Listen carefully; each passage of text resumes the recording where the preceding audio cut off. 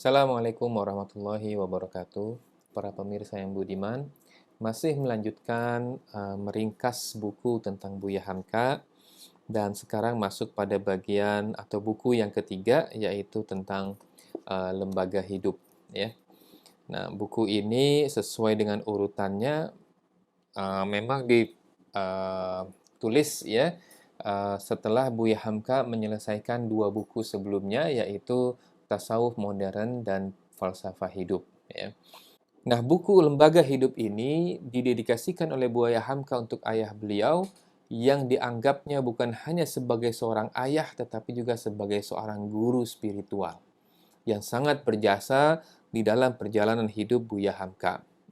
Bahkan nanti di dalam buku ini ada bab khusus yang membahas tentang kewajiban seorang anak kepada ayah dengan mengambil pelajaran hidup dari kisah hidup beliau selama interaksi beliau dengan ayah beliau.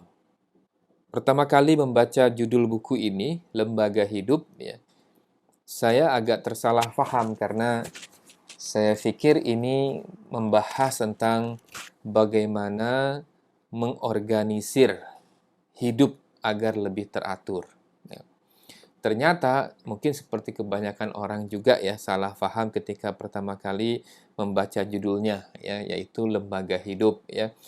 Nah, lembaga yang dimaksud di sini itu bukan terkait dengan organisasi atau badan atau sejenisnya. Akan tetapi bermakna campuran bahan-bahan yang terbentuk menurut apa yang dicita-citakan atau diharapkan setelah campuran tadi dituangkan ke dalam cetakannya, tanda kutip ya, cetakannya. Nah, jadi yang dimaksud dengan lembaga di sini adalah cetakan itu, ya. Mungkin kalau dalam Al-Qur'an disebut sebagai sibghah Allah, ya. Seumpama loyang atau lembaga kue bolu seperti oleh Buya Hamka di sini, ya saya kutipkan kembali. Kelak setelah telur bercampur tepung dituangkan ke dalamnya, akan keluarlah kue bolu menurut bentuk loyangnya tersebut. Ya. Jadi lembaga itulah loyangnya, ya. Dan campuran daripada telur dan tepung tadi. Ya, jadi semua yang membentuk bolu itu, ya kue bolu itu, menurut Buya Hamka di sini ya, beliau memberikan perumpamaan seperti itu, itulah yang disebut dengan lembaganya. Ya. Dan beliau mengutip pepatah Melayu, adat diisi, lembaga dituang. Yang maksudnya, hendaklah segala sesuatu itu dikerjakan menurut kebiasaannya. Nah, yang jadi pertanyaan kemudian, ya, lalu apakah lembaga yang diceritakan dalam buku ini secara detail ya nantinya, ya. Nah, beliau dalam hal ini membukanya dengan sebuah hadis ya. Nah, dalam hadis Arba'in Nawawi juga tercantum kisah ketika Rasulullah menceritakan proses kejadian manusia ya, bahwa yujma'u khalquhu fi batni arba'ina yawman nutfah, bahwa setiap manusia itu berada dalam rahim ibunya ya dalam 40 hari berbentuk nutfah. Tsumma yakunu 'alaqah misla dzalik, dan dalam bentuk 'alaqah yang sedemikian juga lamanya yaitu 40 hari. Tsumma yakunu mudghah misla dzalik, dan kemudian dalam bentuk mudghah juga dalam 40 hari. Tsumma yursalu ilaihil malak fayanfuhu fihi ruh wa yu'maru bi arba'i kalimat. Bikatsbi rizkihi wa ajalihi wa amalihi wa sakiyun aw sa'idun. Nah, jadi beliau di sini menekankan ya bahwa di dalam kandungan seorang ibu itulah tercipta lembaga hidup setiap manusia. Lembaga yang akan dituangkan seketika kita lahir di dunia ini. Dan sesungguhnya kadar rizki, amal, ajal, dan keadaan setiap manusia, apakah dia akan baik dalam kehidupannya atau akan buruk, ya, itu telah dimulai sejak air mani ayah bercampur dengan sel telur ibu. Kemana akan pergi, surga atau neraka, itu telah diketahui sejak saat itu. Ya.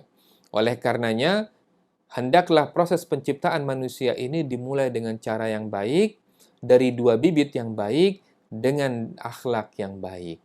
Nah, begitulah yang dinasihatkan oleh Buya Hamka di dalam pembukaan buku ini, ya, bahwasanya lembaga hidup yang dimaksud adalah bagaimana seorang ayah ya dan seorang ibu ya itu kemudian harus membuat dan memikirkan ya ke depannya supaya anaknya itu memiliki lembaga yang baik.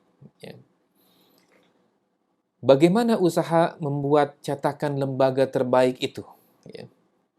Buya Hamka mengingatkan bahwasanya Rasulullah SAW telah ya, berupaya ya, mengingatkan manusia caranya ya, memilih pasangan hidup. Nah, jadi dimulai dari cara memilih pasangan hidup. Ya. Bahwa jangan hanya mementingkan rupa dan harta semata, kecantikan dan kekayaan, tetapi fokuslah pada sebaik apa agama daripada calon ibu atau calon bapak daripada anak-anak kita nantinya. Sejak saat itulah upaya menentukan lembaga hidup manusia itu bermula. Ya. Bahkan di dalam Al-Quran telah diaturkan disiplin tentang pasangan-pasangan hidup manusia. Ya. Misalnya, perempuan pezina hanya untuk laki-laki pezina. Perempuan musyrik hanya untuk laki-laki musyrik.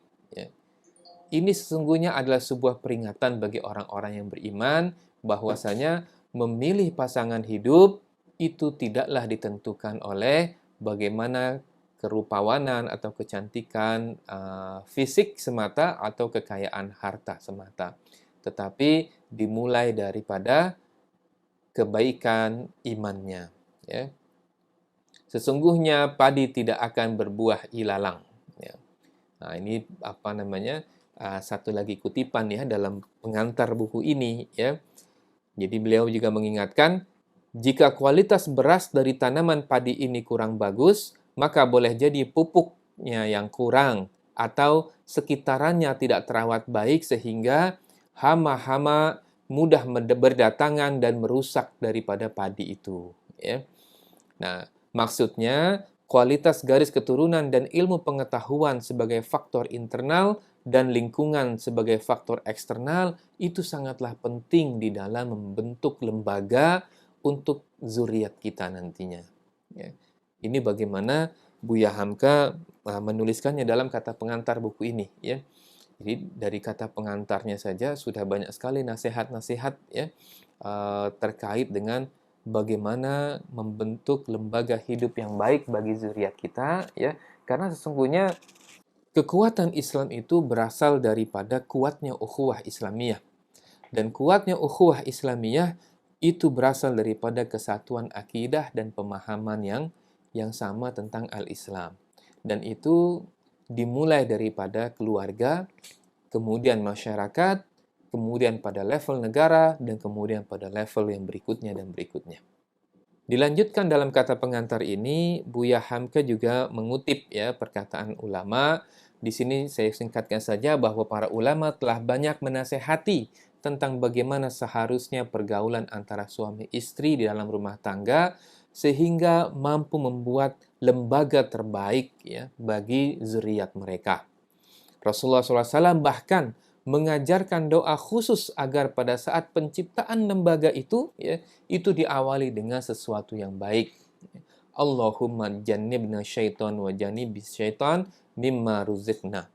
Ya Allah, jauhkanlah kami dari syaitan dan jauhkan syaitan dari anak yang dirizkikan kepada kami. Maka Buya Hamka dalam hal ini menutup pengantarnya dengan mengatakan, penuhilah ikhtiar ini dengan baik.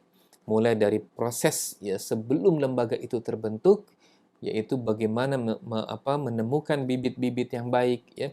Kemudian setelah anak itu dilahirkan, bagaimana membekalinya dengan ilmu pengetahuan dan lingkungan yang baik sehingga lembaga ini benar-benar terbentuk dengan baik sebagaimana yang diharapkan oleh Islam, yang kemudian lembaga ini akan menuangkan isinya di dalam perjuangan hidup zuriat kita di masa depan.